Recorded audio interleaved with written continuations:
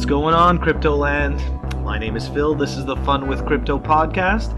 We're in season 2, and this is episode 25. I hope everybody's having a great week. We've got a very interesting creative guest with us tonight.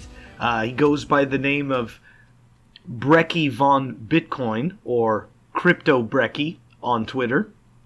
And we just totally go all out there, and it's kind of funny, right? I tried to start up this this recording, and I just could not remember the name of the piece of art of Dali that he did. So it just, that's the way it kicked off. It just kicked off in a weird way, and I left it like that. And I really hope that everybody enjoys this really interesting, super cool conversation with by far one of the most creative people I've met in the Bitcoin space. So, without further ado, here's my conversation with CryptoBrekkie. All right, I want to thank everybody for joining us tonight. I've got a very special guest who's extremely creative and in the Bitcoin space, and I found him through one of the many prints that he has. But I ended up purchasing this print called the Persistence. Oh, it's terrible. I don't remember the name of it. Maybe I'm just going to leave it out. It's terrible. Anyways, he also does a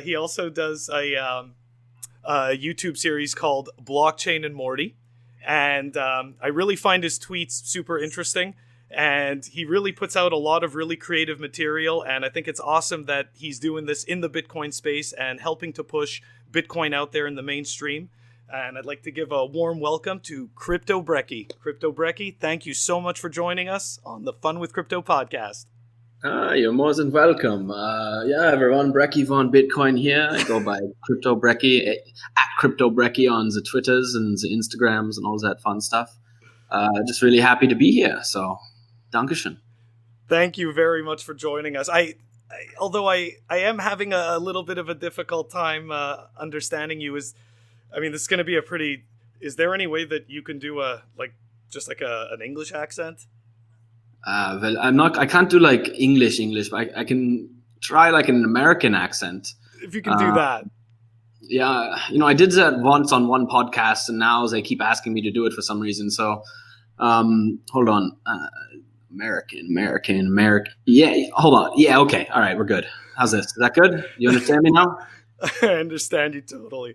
That's awesome. Okay, so look, I definitely want to get right into it. How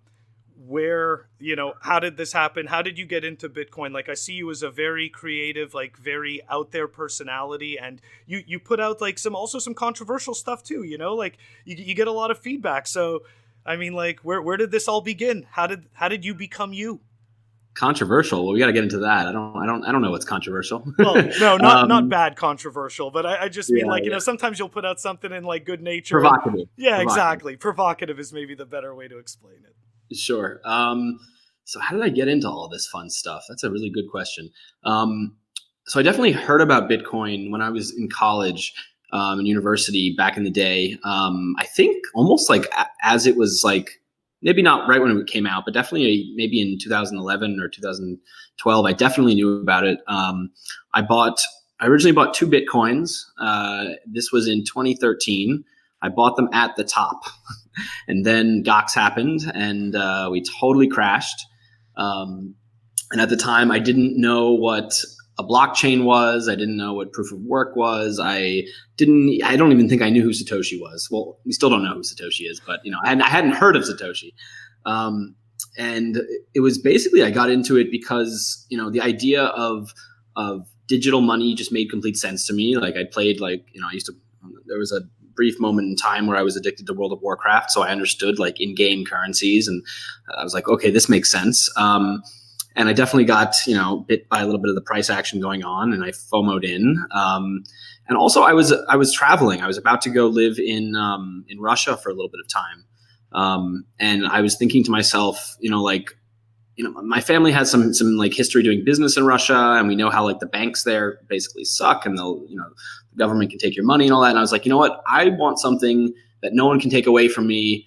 I probably can't spend it, but just in case I have something, and that's kind of why I got myself a little bit of Bitcoin. But then Gox happened, we crashed. I did not panic sell. I don't understand how people do that. I guess you have to really, really not believe in Bitcoin to do that. And I still thought it was going to come back. I just knew it was a matter of time. So I became a hodler without actually knowing what that was at the time. And so let's see, around that time, I graduated college, and then I had moved to LA to go into the movie industry. And so I was in film school, and so that's where some of my creative storytelling comes from. And around 2016, 2017, I started paying more attention. I opened up my Coinbase app to see, what was Bitcoin at? Can I get my money back? And I see something called Litecoin and Ethereum. I'm like, what the hell is this? So I bought a little bit of those two things. Still didn't know what a blockchain was. And yes. I'm a repentant, recovering shitcoiner. It's okay. It's okay. I come from some shitcoin too, so don't worry. It's okay. We were sinners, and now, we've seen the light, but continue. Exactly. Right. So that happened. And then kind of 2017, as we had that run up, into the bull market, I was like, well, holy shit, what's going on? And every morning, my roommate and I would wake up and we would have coffee or breakfast and talk about crypto. And so, I go by the name Brekkie Von Bitcoin now, but I used to call myself Crypto Breakfast.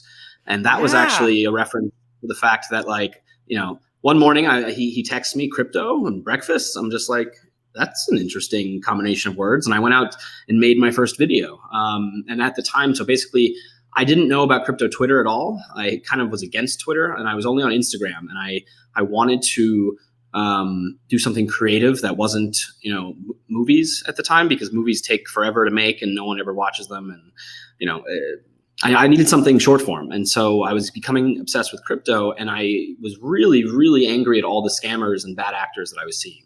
And so the Crypto Breakfast, later Brekkie Von Bitcoin character, because part of it is a bit of a character, was originally in response to all these scammers. So I would go out and sort of make fun of these scammers and influencers and parody them. And I guess I kind of became one myself, but not a bad actor, a good actor. That's right. And so let's see. And then Blockchain and Morty came about because I'm a massive Rick and Morty fan, as is my brother, and we watch it all the time. And one day he came home with a new toy. It was a plastic portal gun, and it has a light and it makes a sound. And I was playing around with it, and I was like, I wonder if I can cut together a cool video that goes from the actual portal gun to a little Rick and Morty clip. And so I did that, and I was like, I wonder if I can, make this about crypto. And so I did, and it's this horrible, 10, 15 second video. And from there, it kind of snowballed. I was like to myself, I wonder if I can animate the intro. And I didn't know how to animate, and I kind of taught myself with that project. And I did it. And then, I would make an episode that was about a minute or two long, and I made a couple of those. And as time went by, the episodes got longer, more detailed. The voices got much, much better. If you go listen to episode 1 versus the latest episodes, it's completely different. And people seem to like it. So, at that point I'd been bitten by the crypto bug. I just didn't know how bad the bite was. Turns out the bite was very bad, in a good way. And so when I had my first viral video with Blockchain and Morty, I was dealing with a movie I was producing, and I basically, this movie took 2 years to make, and we don't even know if anyone's going to see it, and all this nonsense. And I spend 4 on a video, and 80,000 people on Twitter see it. And I'm just like, you know what? I wanted to make an impact with movies, and that's really, really difficult. It doesn't always happen. And you know what? You can have a much bigger impact with short form viral content. That was a big realization for me. So I didn't know how I was going to stay in the crypto world, but I knew that I wanted to, and kind of had to. And so as time was going by, I continued to make videos like Blockchain and Morty. And to this day, I still do, but now it's more of I make them when I feel like it's really needed by the community. So with the recent business with HODLNOT, that was actually the first episode of Blockchain and Morty I made where I didn't have time to make it. I didn't really want to make it, but I kind of felt like I had to. Like I needed to satire what was going on. Yeah. And so I did. And so I'll still make them, but only going to do it maybe once a month, once every 2 months. And the hard part is, I couldn't get paid for the videos. And I'd love to, but it's not my intellectual property. Like what I'm doing is parody and satire. And so I think it falls under fair use. But if I were to monetize it, then, that would be a big no-no. And I've been offered lots of money by scammy ICOs to make them like an ad video with Rick and Morty, and I've had to turn them down. Well, I didn't have to, I wanted to, but And you did the right thing. Yes. There was definitely a moment where I considered it, and I'm very glad I made the right decision. And then to take us to the present day, because I couldn't monetize, I reached a point where some guys wanted me to actually host a crypto talk show, and it just wasn't the right time. The market was tanking, and there just wasn't money for it. And I'm kind of glad it tanked because it allowed me, as I was waiting for like the deals to come together, and they didn't end up coming together. I jumped back into artwork, and so now I'm actually supporting myself with my website, which is how you found me. So with various prints and merchandise and all sorts of fun apparel, but then also with like custom sculptures that I'm making for various companies. So I have, I can't really talk about it, but I have a commission I've been working on for a really long time with a big crypto company, and we're going to be unveiling it soon. So I'm very excited about that. But yeah, so that's kind of what I'm doing now. I could talk for hours, so you gotta jump in. That's totally incredible. Yeah, no, I was just I was actually going to ask you, about how you, how you got into deciding to do a website. So I was actually going to ask you about that, because I noticed that you do have like you have that piece there, the buy Bitcoin, that flak jacket kind of, like mm-hmm. the yellow. Sure, yeah. And I think like I feel like that was a controversial piece. Did that did that catch on? Because like I really feel that it's out there. Yeah. Yes. I didn't really receive too much flack for it. Maybe one or two people who are really deep into the Gilets Jaunes, like the Yellow Vest movement, were like, or no, it wasn't them. It was actually some Bitcoiners who were like, we don't want to get lumped in with them. Like that's a different movement. But to me, it was more about the imagery. And I saw the image of that Parisian guy with a vest that said buy Bitcoin. And I was like, that needs to be on a piece of clothing, because they're going to stop and see it. And it's actually probably my best selling item in the store. Cool.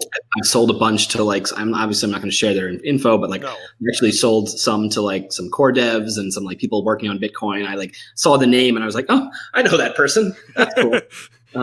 So that was kind of flattering.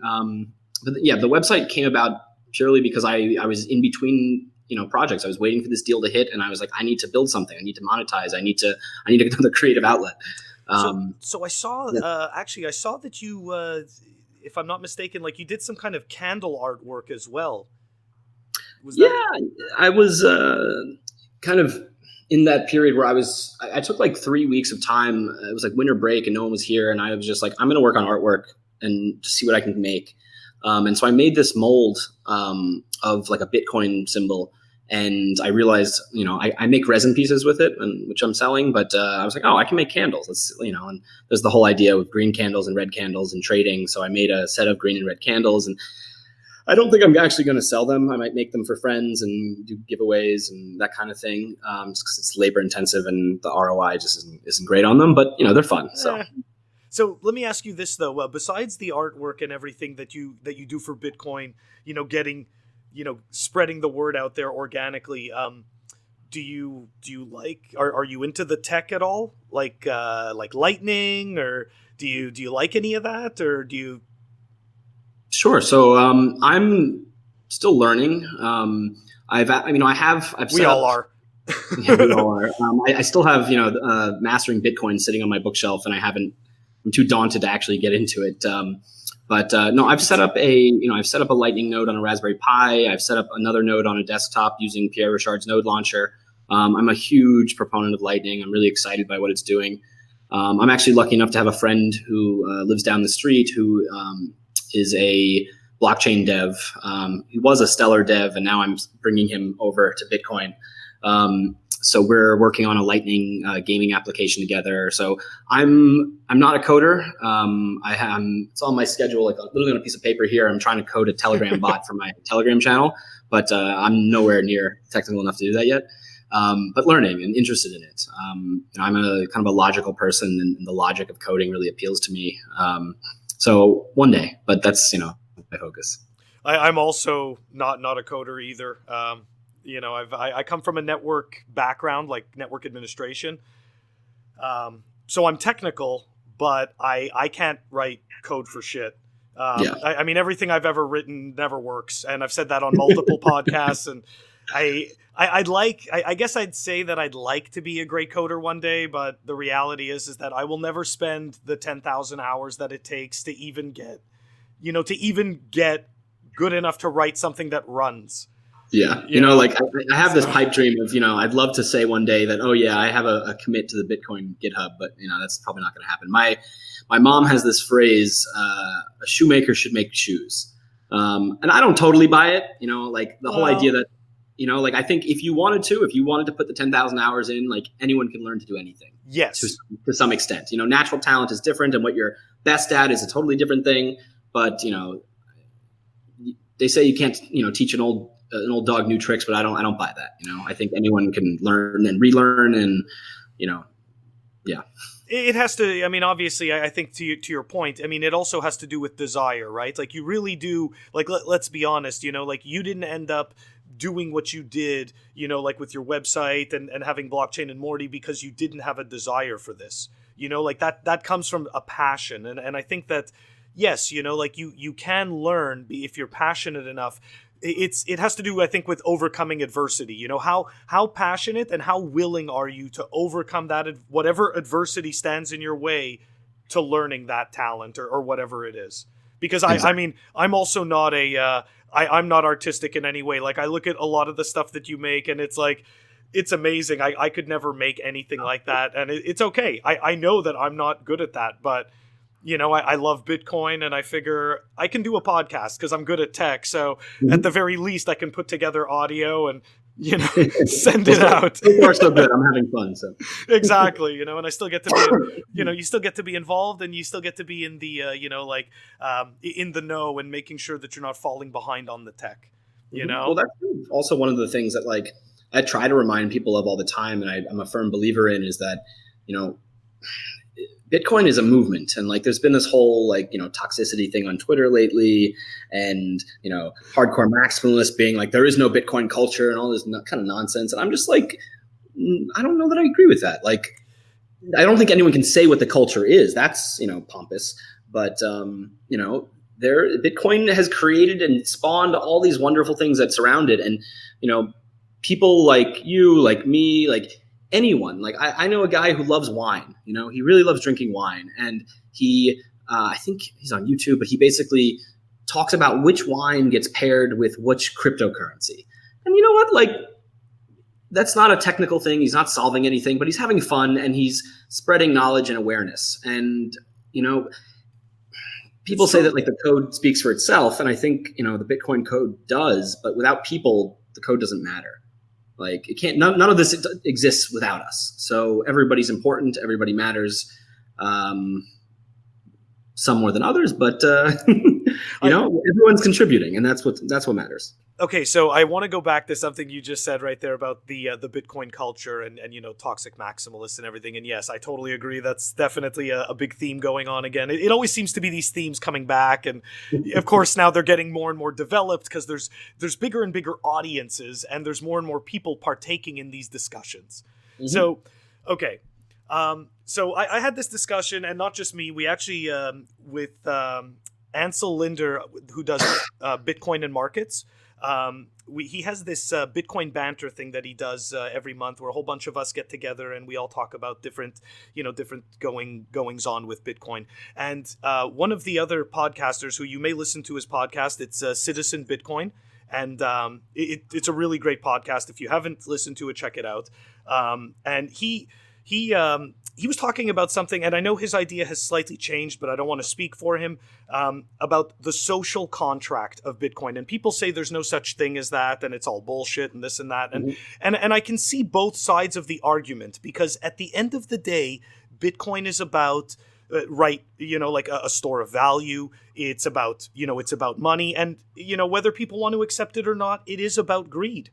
Like there's an aspect of greed to it. But to your point, as a result of these things, we've created this culture, this thing that has spawned out, So it's like, is there a social contract? Like, it may not be written in the code, but, like people that are at least Bitcoiners, I don't want to speak for necessarily everybody, but, you don't want to represent the whole community. You don't want to defend crypto, No, I don't. Not to a certain, because I'm sorry, I can't defend shitcoining. But I can say that when it comes to Bitcoin, at least the people that I've met are the kind of people that I want to talk to. Like for you, for instance, and many other people, like a lot of the people in the Bitcoin plebs group or plebes, however you want to pronounce it, and a lot of the so-called toxic Bitcoin maximalists on Twitter. I think that in real life, regardless of what they're saying on Twitter, I think they're doing great things. And it's because they are who they are that they are finding themselves in this place doing this thing. And as a result, we are getting this whole entire culture that's growing. I agree. What was the question? No, it wasn't. I don't even know if it was a question. It was just a comment to your thing about the culture. So I guess in the social contract you're asking. Yeah, exactly. So to your, I guess I was just agreeing with you and wanted to explain why, I agree with that so much. So I do think that there is a culture, but do you think that, what do you think of the wording, social contract? Is that the right wording? Is that the wrong wording? I don't know if it's the right wording, because it doesn't have anything to do with the code. So. Right. I mean, to me, it's almost not irrelevant. Like, Bitcoin doesn't owe anyone anything, Like there's no expectation. You shouldn't have expectations with Bitcoin. Like, I can't remember it was, Beauty On. He wrote an article. He blocked me. Oh, did he? Yeah. And I don't know why. I actually, if he, I'm sure he won't end up listening to this podcast, but hey, Beauty, how you doing? If he does, I don't know why I was blocked. I never actually argued with him. I actually didn't know who he was, and I only found out who he was because he was I was blocked. Somebody posted something from him, and I was like, oh, tweet's unavailable. So. So I've been getting a few more and more of those. I guess people are blocking me. It must be altcoiners. But but he basically wrote an article that was I think it was titled "Bitcoin Is," and it was about how people need to kind of let go of their preconceptions of what Bitcoin should be. And I've been lazy and I haven't done this in a while, but I used to be an avid meditator, and in meditation you really learn not to judge, and so. To me, that's kind of a philosophy I apply to Bitcoin. And, there's these ideas of what I think it is and what I think it can do and what it should be used for. But at the end of the day, that's not up to me. None of it's up to me. Even the culture is not up to me. As much as I, work to help try to create that culture and put, content out into that culture, culture, like language, is something that exists on its own. Like look at the word hodl, for instance, or biddle, whether you like them or not, they're now part of the lexicon. That's right. You can't force it. And I think that's part of the culture too. So those toxic maximalists, more toxic than me, who are trying to be this is how Bitcoin was. And, if you're new, you need to learn. That's horseshit. Who are they? They're going to be if that's how they feel, then, they're probably going to become irrelevant. But I don't. One last thing on that. For instance, someone like John Carvalho, who I have a lot of respect for. He called me out, I think, for shilling BlockFi, and I really like BlockFi.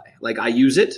I only put as much Bitcoin in as I'm willing to lose. It's adjusted to my risk profile. But there are those toxic maximalists who are not your keys, not your Bitcoin only, no custody, no nothing. They're the far extreme. And what's funny is I'm not actually mad about that. I actually think having them here is valuable because, yes, they're the crazy ones, who, they're the tinfoil hat guys, but, without them, beating the drums, like then, I wouldn't have, basic OPSEC, like I would probably keep everything on Coinbase still because they hadn't been, overdoing it on the other side of things. That makes sense. Yeah. So, and to your point though about BlockFi. So yes, the whole thing about not your keys, not your coin. I mean, look, have you ever suffered through a scam? Like in Bitcoin or, like in any one of these shit coins? I mean, I'm really sorry, but for me, it's extremely important to have my keys. I know what it's like. Like, I'm an idiot. So I've never been scammed in that way. I've actually been like scammed through like a social ploy, basically. Actually, you know what? Let's talk about this real quick because I was so angry at myself. So I used to do giveaways on Twitter, to help like promote growth a little bit and give back. And so what happened was I did a giveaway. I announced the winners. I look and I say DM me, and I look in my inbox and I get a message, and it's from the guy, or I think it's from the guy, and he's like, hey, I don't really want the whatever you were giving away. Like it was like a wallet from my website or something that I was selling. It's like, any chance you can just give me Bitcoin? And I'm just like, well, I can give you the value in Bitcoin, which is like, like $10 or something like that. Like what my cost was basically. And he's like, oh, okay, fine. And so I do that. And then I go back to my inbox and there's another message from the same guy, but it's in a separate, message. And I realized that he had, like the name had like a letter L in it. Yes. And it to a capital I. And these people are on Twitter. They're looking for giveaways. They change their handle immediately to something that can spoof someone, and they get you. And I was angry at myself because a week earlier someone had tried to do that and I'd caught it. And this time I was like tired and I wasn't paying attention, and I did it before I'd even like thought about it. So that was just my pure stupidity. That's brutal, man. Yeah, it is, and I know the feeling after. A $10 lesson, I'll take it. It could be much worse. Absolutely. But I just mean it's brutal because you feel like taken advantage of. Like, really, you're trying to do something decent and like people are screwing you over. It's so weak. But there's always sharks, Yeah, man. It's a shame I have some morals. I'd be a great scammer.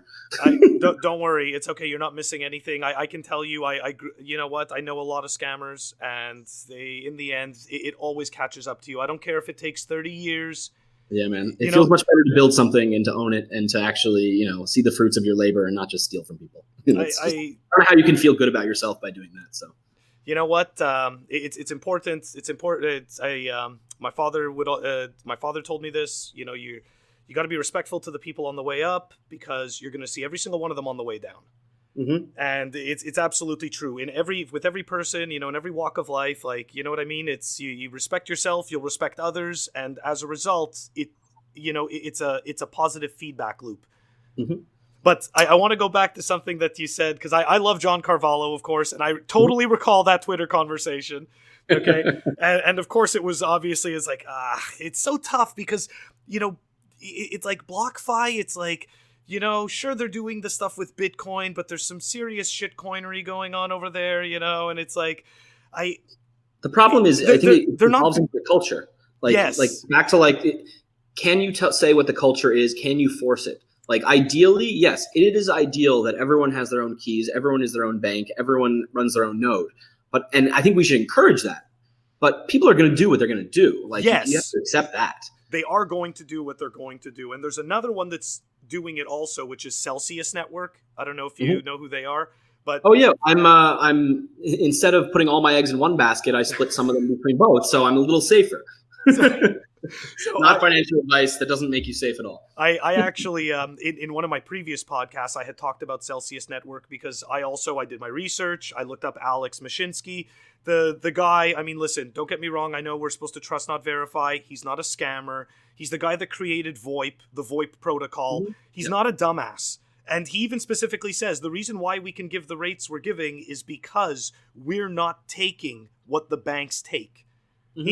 He goes, they can give you these rates. They simply choose not to. They don't have to. Now, exactly. Okay, Except why do they have a sell token? That's what kills me. Like, It's like you can't make those comments and then have a sell token. And then and so for me, I admittedly I had Bitcoin over there and I moved it off recently. I took it off completely and I threw it all onto my Trezor. So Mm-hmm. I just it's and where do you keep the Trezor? well, here, let me give you my address. It's like, it's not only on one. But anyways, the point is that I just it's very difficult, and to your point, people are going to do what they're going to do. So it's such a fine line. Like, I've seen the arguments. It's like it's really tough. Like, do I agree with it? No. But are people going to do it? Yes, because everybody wants interest. And most recently, I don't know if you saw Dan Held or, follow his tweets, but, recently he, spoke favorably of BlockFi as well and put some quote unquote skin in the game, putting his own Bitcoin to work over there. So it's like, I get that it's almost like they're trying to bring the banking system into Bitcoin. Or do you see that? Though, like, if we want a circular Bitcoin economy, like our goal is hyper Bitcoinization eventually, right? There's nothing inherently wrong with banking, in my opinion. What's wrong is fractional reserve banking. And so, like, I would, what's wrong with keeping my Bitcoin in a bank? Some of it, not all of it. People eventually might need a loan in Bitcoin for whatever they're doing, and I get interest for providing a service. There are issues there, but if they're over collateralized, like I don't think you can cut out banking. I don't think banking is bad. I think big banking is bad and central banking is bad. And there's a lot of people don't exactly, and people don't make that distinction. And with Bitcoin, if people are doing the right things, like if they're keeping their books open, then you should be able to verify that your Bitcoin is still there, or it's been lent out, and you still know where it is. Let's say, but wouldn't it be amazing if we could have that type of scenario where we could have the BlockFis and the BlockFis of the world, and be able to also have our private keys? Like, it's like, I mean, obviously, I don't understand the tech enough to figure out why that can't be done.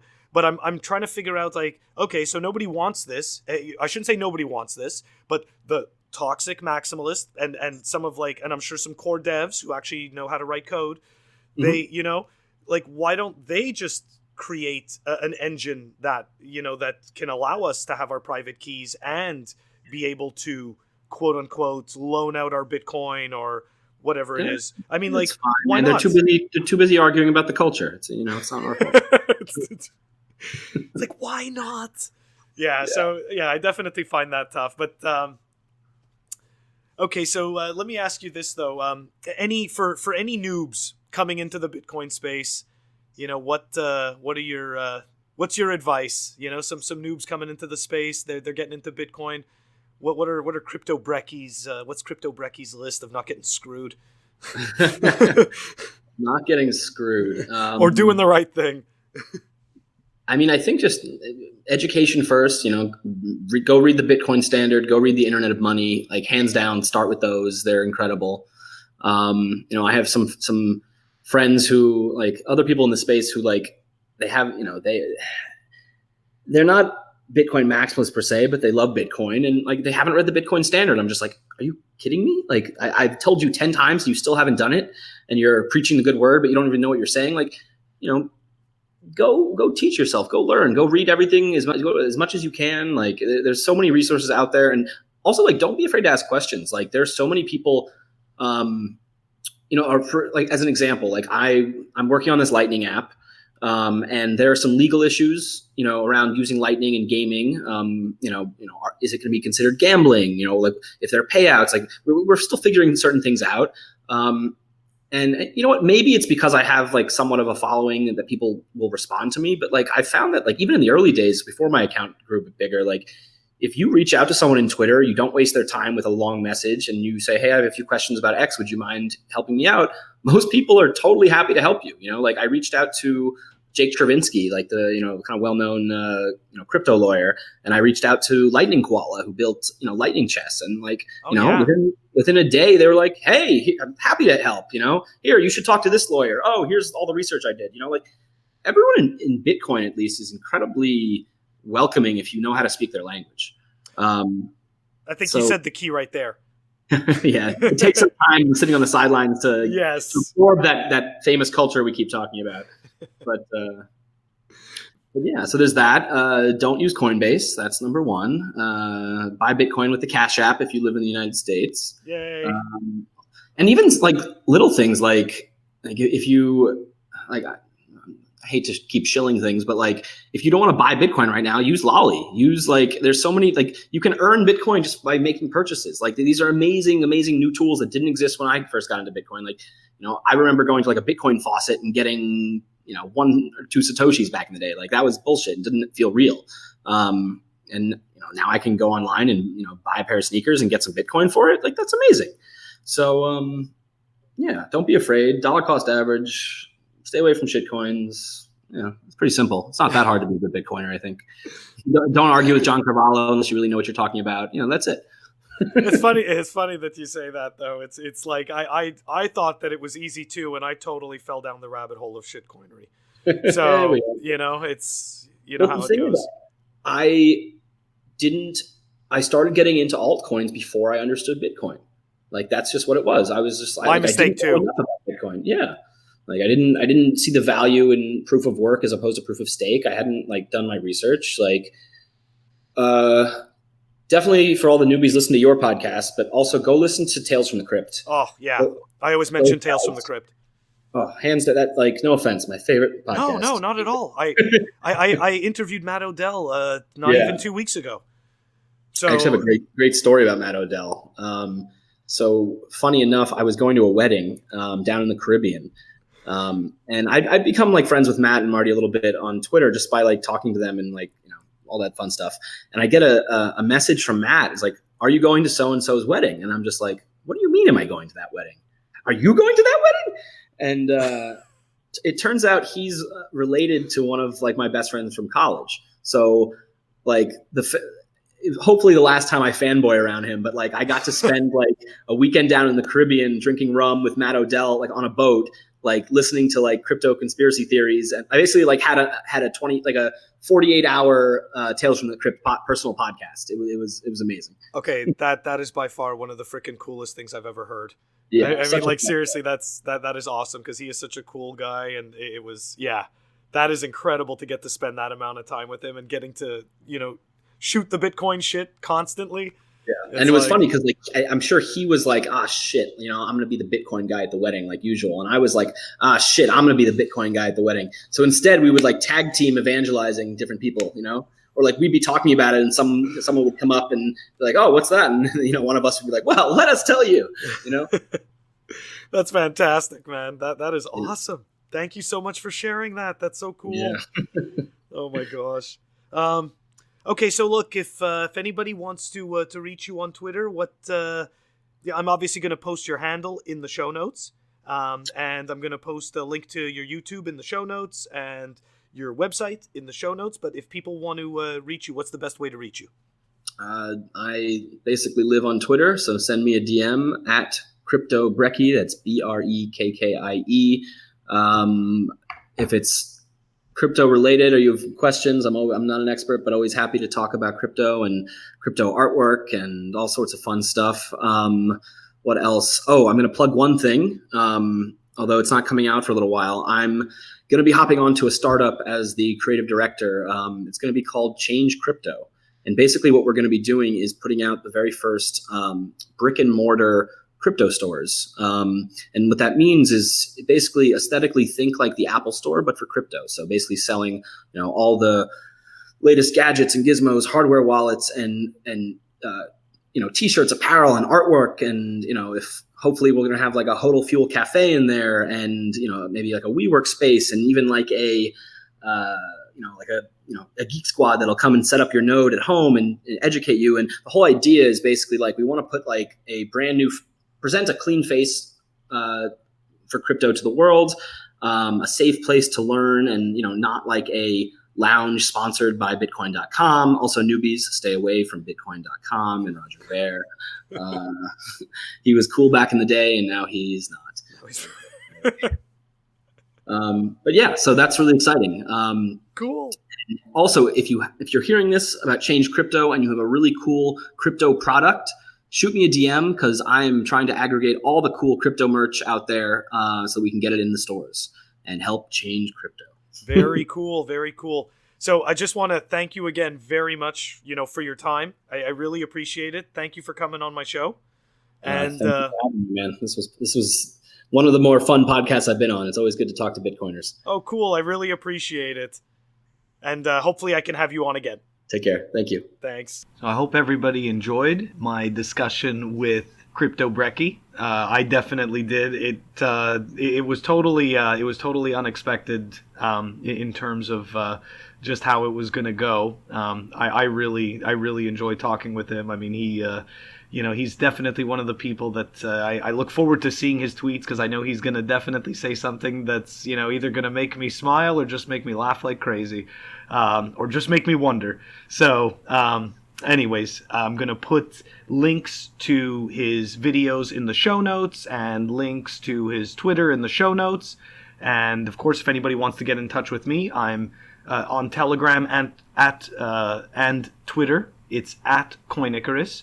And if you want to reach me by email, it's funwithcrypto@protonmail.com. Thank you very much, and I'll catch you all next time.